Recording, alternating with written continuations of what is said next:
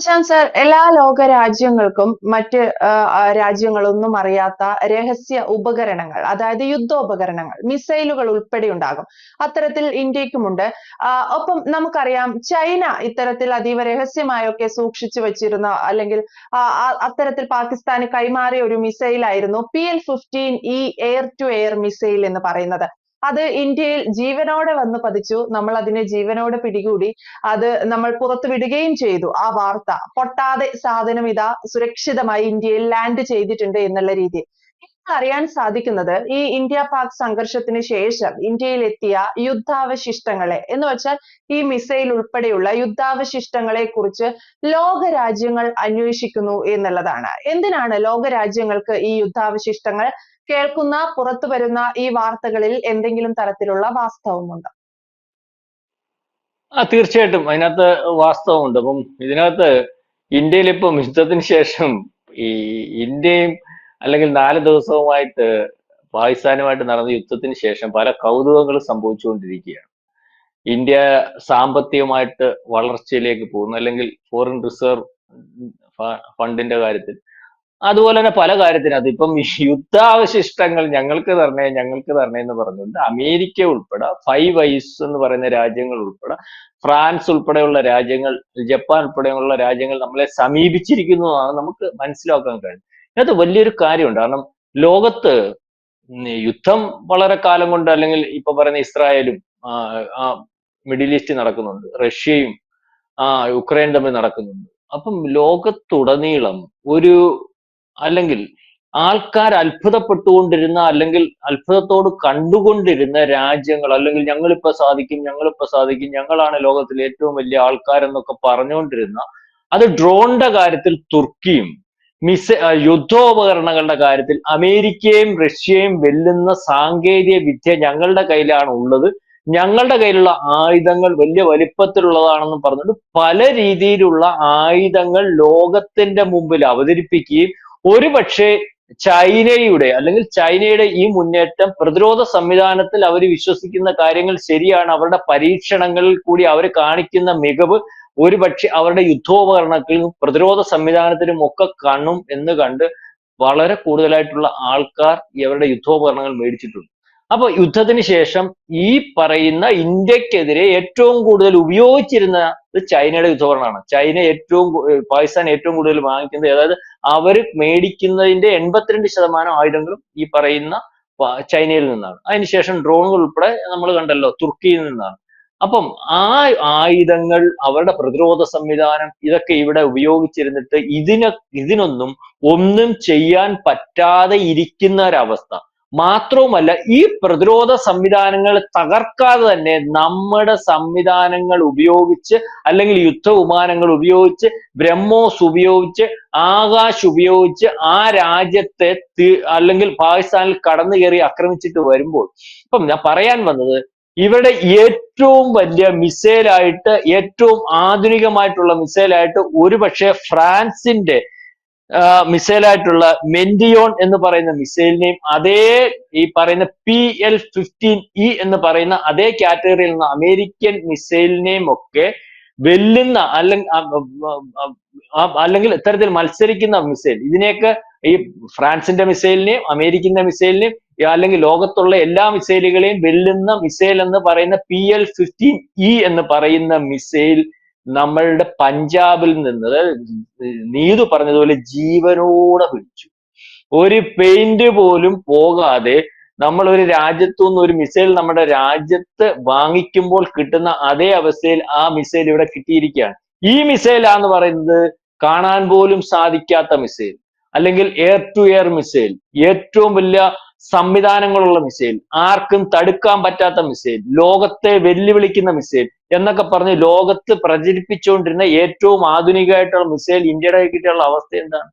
ഇവർ ഈ പറയുന്ന എന്ത് സാങ്കേതിക വിദ്യയാണ് ഇതിനകത്തുള്ളത്? അതായത് അവരാർക്കും കൊടുക്കാതെ അവരുടെ ഭാഗമായിട്ട് മാത്രം വെച്ചിരിക്കുന്ന ഒരു സാങ്കേതിക വിദ്യ, അത് ഇന്ത്യയുടെ കയ്യിൽ കിട്ടുകയും, ഈ സാങ്കേതിക വിദ്യയെ മറികടക്കുന്നതിന് വേണ്ടി ഇന്ത്യക്ക് സാധിച്ചത് എന്താണെന്ന് പഠിക്കുന്നതിനും, അല്ലെങ്കിൽ ഇത്രയും വലിയ വലിപ്പത്തിൽ വികസിപ്പിച്ചെടുത്ത ഒരു സാങ്കേതിക വിദ്യ ഇന്ത്യയുടെ ഇടയിൽ കിട്ടുകയും, ആ സാങ്കേതിക വിദ്യ പിന്നെ ഇന്ത്യയുടെ ഇടയിൽ കിട്ടിയാൽ ഈ മിസൈൽ കൊണ്ട് എന്താണ് ഗുണം? ആ സാങ്കേതിക വിദ്യക്ക് വേണ്ടിയാണ് ഈ പറയുന്ന ലോകരാജ്യങ്ങൾ ഇന്ത്യ അടുത്ത് വന്നിരിക്കുന്നത്. ആ മിസൈലിന്റെ സാങ്കേതിക വിദ്യ അല്ലെങ്കിൽ അതിനകത്തുനിന്ന് കണ്ടെത്തുന്നത് എന്താണ്, ഇതിന്റെ പ്രതിരോധ സംവിധാനം പറയുന്നണക്കോണോ അല്ലെ ഉണ്ടോ, അതിനൊക്കെ എന്തൊക്കെ ചെയ്യാൻ സാധിക്കും, അല്ലെങ്കിൽ ഇതിന്റെ ഇന്ധനത്തിന്റെ അല്ലെങ്കിൽ ഇന്ധനം എന്താണ് ഉപയോഗിക്കുന്നത്, ഈ രീതിയിലേക്കുള്ള എല്ലാം. അതായത് ചൈനയ്ക്ക് കിട്ടിയ ഒരു പണി എന്ന് പറഞ്ഞാൽ ലോകത്തൊരു രാജ്യങ്ങൾക്കും കിട്ടാത്ത പണി. മാത്രമല്ല ഈ മിസൈൽ എന്താ പൊട്ടാഞ്ഞത്? മിസൈൽ വെടിവെച്ചിട്ടോട്ടെ, മിസൈൽ എന്താ പൊട്ടാഞ്ഞത്? മിസൈൽ വെടിവെച്ച് ഇടുമ്പോൾ മിസൈൽ തകർന്ന് തറയിൽ വീഴും, തകർന്ന് തറയിൽ വീഴുന്ന എല്ലാ സാങ്കേതിക, പക്ഷെ മിസൈൽ പൊട്ടാതിരിക്കണമെങ്കിൽ നമ്മളുടെ സാങ്കേതിക വിദ്യയുടെ മുമ്പിൽ അല്ലെങ്കിൽ നമ്മുടെ പ്രതിരോധ സംവിധാനത്തിന്റെ മുമ്പിൽ ഈ മിസൈൽ ജാമായി പോയിക്കൊണ്ടാവും. ജാമായി പോകുമ്പോഴാണല്ലോ നമ്മൾ പറയത്തില്ലേ, നമ്മള് ഒന്നും അറിയാതെ മരിച്ചതുപോലെ ആവുന്ന ഒരവസ്ഥ. അത് മരിച്ചു, അതുപോലെ ഇതിന് കിട്ടുകയാണ്. അത് ജാമായി പോയി. ജാമായി പോണെങ്കിൽ അവരുടെ സാങ്കേതിക വിദ്യ, ഏറ്റവും വലിയ വലിപ്പത്തിലുള്ള സാങ്കേതിക വിദ്യ, കണ്ണുകൊണ്ട് പോലും കാണാൻ പറ്റാത്ത മിസൈൽ, ഒരു പ്രതിരോധ സംവിധാനത്തിനും തടുക്കാൻ പറ്റാത്ത റഡാർ സംവിധാനത്തിന് പോലും അതിജീവിക്കാൻ പറ്റുന്ന മിസൈൽ എന്ന് പറഞ്ഞ് ലോകത്ത് അവതരിപ്പിച്ചുകൊണ്ടിരുന്ന ഏറ്റവും ആധുനികമായിട്ടുള്ള മിസൈൽ, ആ മിസൈലിനെയാണ് നമ്മൾ ജീവനോട് പിടിച്ചത്. അത് എങ്ങനെ സംഭവിച്ചു? നമ്മൾ ജാം ചെയ്തു. നമ്മൾ ജാം ചെയ്താണ് ഇത് മൊത്തം അവരുടെ മൊത്തം പ്രതിരോധ സംവിധാനത്തെ അവിടെ നിർത്തിയത്. റഡാർ സംവിധാനത്തെയും അവരുടെ അമേരിക്കയുടെ അല്ല, ഈ ചൈനയുടെ പ്രതിരോധ സംവിധാനത്തെയും അമേരിക്കയുടെ J-16 J-16 ആ വിമാനത്തെയൊക്കെ, ഏറ്റവും വലിയ വിമാനം എന്ന് പറഞ്ഞ വിമാനത്തെയൊക്കെ നമ്മൾ വെടിവെച്ചിടുന്ന ഒരു അവസ്ഥ വന്നില്ലേ? അമേരിക്കയ്ക്ക് ഈ യുദ്ധത്തിന് ശേഷം നാണക്കേട് വലിയ വലിപ്പത്തിൽ ഉണ്ടായിട്ടുണ്ട്. അവർ ഏറ്റവും വലിയ യുദ്ധവിമാനം എന്ന് പറഞ്ഞുകൊണ്ട് അവതരിപ്പിച്ചിട്ട് പാകിസ്ഥാനിൽ കൊടുത്ത്, അതായത് പാകിസ്ഥാനിൽ കൊടുത്തത് എന്തിനാ? ഏതെങ്കിലും കാരണവശാൽ ഇന്ത്യ അടിക്കാനോ അല്ലെങ്കിൽ ഏതെങ്കിലും കാര്യം അവർക്ക് ഉപയോഗിച്ചിട്ടൊന്ന് അന്നത്തെ ഭീകരവാദത്തെ ഒതുക്കുന്നതിന് വേണ്ടി കൊടുത്തെന്നാ പറഞ്ഞത്. പക്ഷെ അത് അവിടെ കൊടുത്തല്ലോ. രണ്ടു വട്ടം നമ്മളെ വിമാനം പഠിച്ചിട്ടു. ഇതിലോ അമേരിക്കയ്ക്ക് പറ്റിയ ഒരു ക്ഷീണം എന്ന് പറഞ്ഞാൽ മറ്റൊന്നുമല്ല. അതുകൊണ്ടാണ് ഇന്നലെ വേറൊരു ഡോമുമായിട്ട് വന്നിട്ടുണ്ട്, ഗോൾഡൻ ഡോം, അങ്ങനെ കണ്ട് സാറ്റലൈറ്റിനെ പോലും രീതിയിൽ പ്രതിരോധിക്കാൻ പറ്റുന്ന ഏറ്റവും വലിയ പ്രതിരോധ സംവിധാനമായിട്ട് ഞങ്ങൾ 2029 വരും. എന്റെ ഏറ്റവും അവസാനം വന്നിരിക്കുന്നത് അതിന്റെ പറച്ചിലേ ഉള്ളൂ, കാര്യങ്ങളൊന്നും ആയിട്ടില്ല എന്നുള്ള രീതിയിലൊക്കെ ഉള്ള ഒരു വാർത്ത വരുന്നുണ്ട്. ഇപ്പം ഈ യുദ്ധത്തിന് ശേഷം പറയുന്നത് പോലെ ചൈനയ്ക്ക് പണി കിട്ടി, തുർക്കിക്ക് പണി കിട്ടി, അമേരിക്കയ്ക്ക് പണി കിട്ടി. അതായത് ഈ ഏറ്റവും കൂടുതൽ അമേരിക്ക ലോകത്ത് രണ്ടാം ലോകം കാലം തൊട്ട് അവൻ ലോകത്തിന്റെ നെറുകയിലെത്തിയത് തന്നെ രാജ്യത്തിനെ തെറ്റിദ്ധരിപ്പിച്ച് ആയുധം വിറ്റ. ഇപ്പോഴും ആയുധ കച്ചവടം പണി. ആയുധ കച്ചവടത്തിന്റെ പുറകിൽ ഞങ്ങളുടെ ആയുധമാണ് ഏറ്റവും വലുതെന്ന് പറഞ്ഞുകൊണ്ട് റഷ്യയും അല്ലെങ്കിൽ ഒക്കെ പുറകിലാക്കി ആയുധ കച്ചവടം നടത്തിക്കൊണ്ടിരുന്ന ചൈനയുടെ കാര്യമാണ് ഇത് മൊത്തം ഓലപ്പടക്കമാണെന്നുള്ള രീതി മനസ്സിലായി.